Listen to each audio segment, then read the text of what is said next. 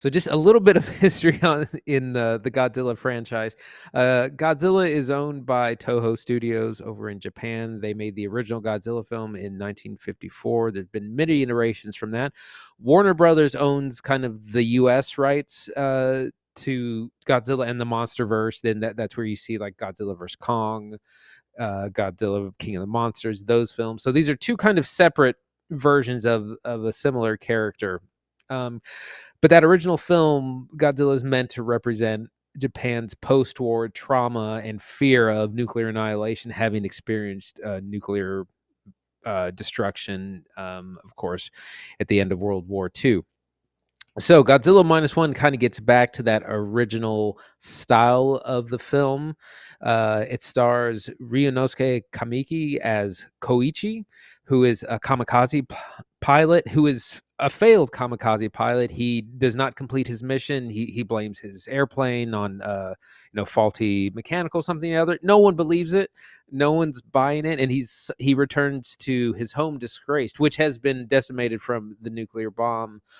And everyone's just kind of living in shanties and trying to rebuild after the nuclear explosion. He meets a young woman named Noriko who has a child with her. It's not her child. She just says, it's a child I found in the street, and we're just trying to, can we stay with you? They end up kind of creating this found family, rebuilding their lives. And a couple of years go by in this setting, when the threat from Godzilla emerges. Koichi gets a very dangerous job at clearing sea mines with a group of ex-military or veterans, and they eventually kind of go on a mission to initially delay Godzilla so that a warship can come in and take it out. This is kind of a futile effort, and so the rest of the movie is these people spending time of how do we fight this imminent destructive attack. This movie is very different from any of the kind of monster smash and crash movies we've reviewed and seen before. The internet was blowing up about it. One of the best movies of the year, throwing off everyone's top 10, this kind of thing. It's an incredible movie for a lot of reasons we're gonna get into. But first, Zach, what'd you think? Andy's right. Godzilla Minus One is a very different monster feature, like not only from the other monster features that have come out recently, and especially its American counterparts, right? Like Godzilla v. Kong. But additionally, like it's a very different Godzilla feature. As far as I know, it's the only period Godzilla film, right? Like that's set not in essentially contemporary day or whenever it's made. It is the first Toho Godzilla film since 2016. That was Shin Godzilla, I think. And that one had a lot of success, especially with like an old throwback looking Godzilla, like a guy in a suit. But they haven't made one since because Toho said, well, we've done a lot of them. We want to make sure it's like a really good something, and it's different, and it's like a story that feels like people will come out to and connect to it. And so writer, director, and as far as I understand it, also VFX director, Takashi, I'm going to butcher this, Takashi Yamazaki, he wrote a script and said, I'll handle it, and it'll be super cheap. $15 million, which is an insane budget. A lot of people have been comparing to blockbusters here in America. Loose comparison, but funny. And it'll be a big feature. And it totally works. It totally works. I think what's best about Godzilla Minus One is that it's a people feature, right? You genuinely care about the people on the ground. You genuinely are thinking, boy, I hope Godzilla doesn't squish this person because I really like them. And it's easy to look at like something goofier or more contemporary and say, oh, that happens in Godzilla features, but not quite like this. Like you genuinely get invested in your people first. Chris Stuckman over on YouTube had a great point about it. He said it reminded him of 2014 Godzilla here in the States, that one with Bryan Cranston in it and Aaron Taylor Johnson. Where like for the first act of that movie, you totally care about Bryan Cranston and his family, and then it goes a different way, and you kind of stop caring. But there's a chunk of that film where like that's the thing, that's the story, and Godzilla Minus One like totally threads that needle. That is exactly what it's doing. It's super effective. Makes for a great watch. Lots of fun. A good holiday feature, even though there's nothing really holiday about it. Andy, where do you want to start talking about it? Let's start with our script and plot. This is really it's not a monster feature as much as it is a post-war drama. Again, Japan post World War II, huge fear, national PTSD after two cities were demolished in nuclear explosions. The movie is looking into that. It's looking into themes of found family, of war, of the value of life, or the reevaluation of life. Because again, things like kamikaze pilots, and now they're kind of looking like, well, maybe life is more precious than that. And some amazing writing. There's a great line where someone says, "Be proud to never have seen war. We leave you the future." And I was like, "Oh my god, where did this come from?" Like, it also has a very like it's taken very seriously. It's not like there aren't really any like funny moments. It really is about post-war PTSD. What do you do when the war is over, but it's not over for you? What do you do when you still have nightmares of everything you saw and did or didn't do and feel like you should have? And it's just not what I expected at all from a creature feature. Additionally, like the creature is unique too. I had not seen Shin Godzilla from 2016. I don't know what that Godzilla looks like exactly. And honestly, walking into this movie, I had seen the first trailer a while back, but didn't even watch the final one. I just figured I'd go in fresh. I didn't even know it was a period film like when it started. I genuinely did not know what I was getting into. I just knew it was a Godzilla movie people liked. So I can say confidently, Godzilla is so cool in this movie because Godzilla is totally independent of the plot functionally. He's important in that he is like an event that our characters have to work around, but Godzilla does not have an antagonist. Godzilla does not necessarily play the villain. Godzilla isn't even a he, it's an it the whole movie. Like we just call him he because, you know, Godzilla. But Godzilla is like this old godlike creature of the deep, and that's something that our director said. He said Godzilla from Japan, the difference between Japanese Godzilla and American Godzilla is half monster, half god. And when Godzilla shows up, nothing beats Godzilla, dude. Godzilla beats everything, and it's amazing. Like from like the incredible roar, which is actually like a really kooky lo-fi effect that they did. The trivia is on IMDb if it's true.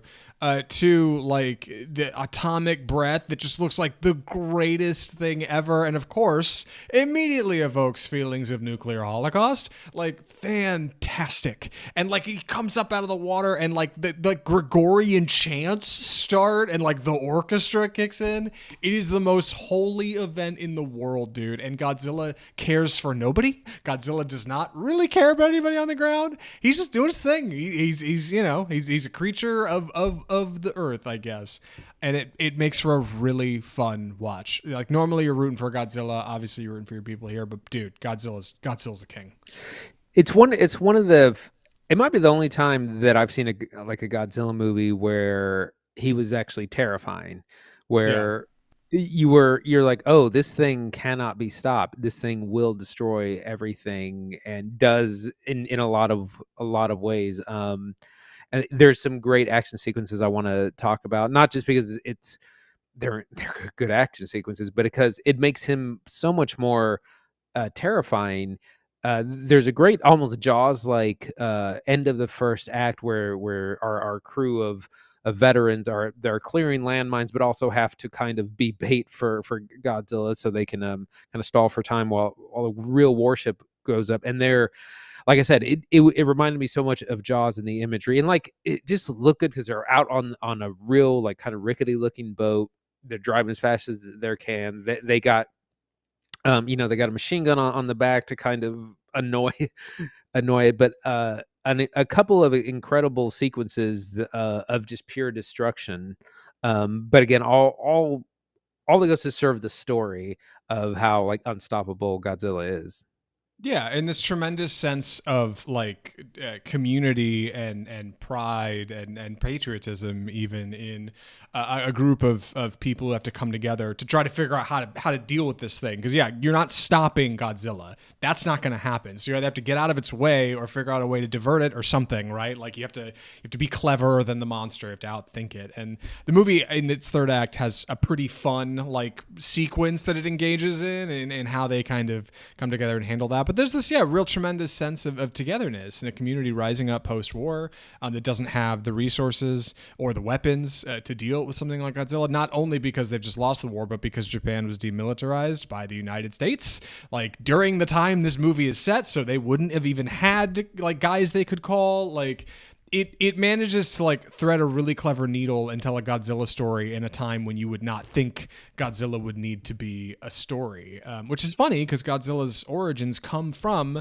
the bomb, right? Like Bikini Atoll. That's where that comes from. And it's clever that Godzilla Minus One manages to be something like prior to what came before previous Godzilla features to make that work. Actually, I think that's where the title comes from. The director said he wanted it to be like a step backwards from prior Godzilla films. Not only has Japan been leveled out to like base level from the war, the nuke and everything, we've gone down one. We're below one. So Godzilla Minus One. I think that's the gag. Yeah, it's a really clever title because yeah, everyone asks what does that mean. That as soon as I saw it, I was like, that's kind of a strange title. What is Strange like? title, I don't understand. And then it got me, googling it exactly. And like I said, the human stories work very very well. Like there's like I said, this idea of found family with Koichi and Noriko and uh, the baby that they've also discovered, the found family of the veterans working together on the boats doing this very dangerous post-war work, and then coming together as community because like you said, that's one of the plot points is that there is no, the Americans and Soviets don't want to help because they don't want to antagonize the other, so they're keeping hands off, and so it's just the Japanese left up to itself. So it's very much about building through your community. Yeah. One more quick thing from me, just because I don't want to give away too much of the film.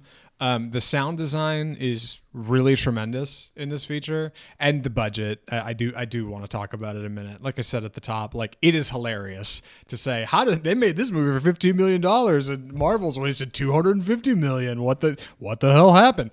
Hilarious. I love the meme. It's super funny.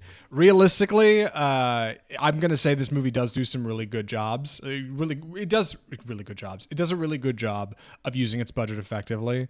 So yeah, there are really clever scenes. There's really good scale with the beast, like to make it seem like okay, what you're seeing is feasible. And the CGI doesn't always look good, but then again, like neither's Marvel's, right? I don't believe they're really floating in space. I'm not seeing any visuals that tell me they're like make me believe they're floating in space. Like of course.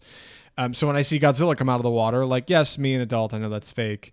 Even if the CGI is not perfect, I'm not convinced. The other thing though we need to consider is like, dude, film workers in Japan are likely heavily exploited, and people take on multiple jobs like our writer, director, VFX director, whereas in America, typically you have things like unions, your actors are going to stand to make a little bit more money. So like 15 million is a funny punchline, and I think the movie uses it really effectively. It really does.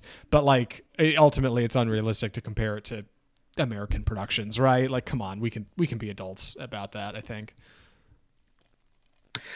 Yeah, it like I said, the budget was really low. So, like you said, sometimes the CGI doesn't look great, but that's where the very human story and the acting's top notch. It reminded me of like if you've ever watched like a dramatic anime show or I was gonna say it reminded me of film. anime for sure. Yes, it felt like a period anime. Yeah. It's definitely that level of like pretty extreme acting. I as soon as I saw the buzz about this movie, I got tickets to see this in IMAX, which was definitely worth it. So loud, like a little like overbearing, but definitely worth it. I wanted to mention the fantastic score by Naoki Sato. Again, it helps. It has a very mature, dramatic score. Helps facilitate the drama and the seriousness of the film. Again, it's not people joke about the Marvelization of cinema where people are like, oh, I guess that's good, Godzilla behind me, isn't it? That like we don't have any of that, and like I said, everything is serious, the drama, the acting, the score, fantastic. And again, this is not a creature feature, and I was a little bothered. I was sitting next to a guy who was literally pumping his fist and getting really excited when like Godzilla was about to do atomic breath, and I was like, "This, are we watching the same movie? Like this is about like tragic post-war PTSD. This isn't like a monster movie where you're glad Godzilla's going to beat people up." That's It's very very yeah, that's very very true. strange. But I want you to know, at the end of the first act, there is a Godzilla attacks a large location, let's say. And at the end of that sequence, he hits him with the atomic breath and he does the roar. And I tell you, Andy, if it had cut to title card halfway through that roar, I would have melted out of my chair. Like I would have turned into a spirit and I would have been a ghost the rest of my days. Like I like dude, Godzilla's so cool. And I totally get it. You're right. Like 90% of this movie, Godzilla's not even on screen. But when he's there, dude, he's the king of the monsters. Andy, would you recommend Godzilla Minus One? Absolutely. Like surprise, one of the best films of the year. Like this should be I wouldn't be surprised if it gets nominated for like best international feature at the Oscars. Really dramatic, exciting. Like I said, there's action. It is a bit of a creature feature, but it's much bigger on the, like I said, the post-war drama. Big surprise. See it in the biggest screen that you can. Yeah, same. This movie's really tremendous. I didn't think it was going to be as good as it was. Andy and I have not talked about the trailer. Really, it's not really been on our radar. But the buzz has been undeniable, and there's a reason for it. It's a good movie. You should totally go check out Godzilla Minus One. I know it's weird. You might be like, well, wait, it's a Toho one. I haven't seen any of those, and it's subtitles the whole time. Don't stress about that stuff. Just get your popcorn and go enjoy some Godzilla because it's a good time. I promise. Especially if you're an anime fan. If you're an anime fan, you should not sleep on Godzilla Minus One. It's, like I said, surprisingly anime oriented. But speaking of big, bold, independent cinema, we got a couple of exciting trailers to talk about. And I'm really excited because these are both going to be bangers. These are big ones for next year. Andy, what do we call this segment? It's time for the trailer park.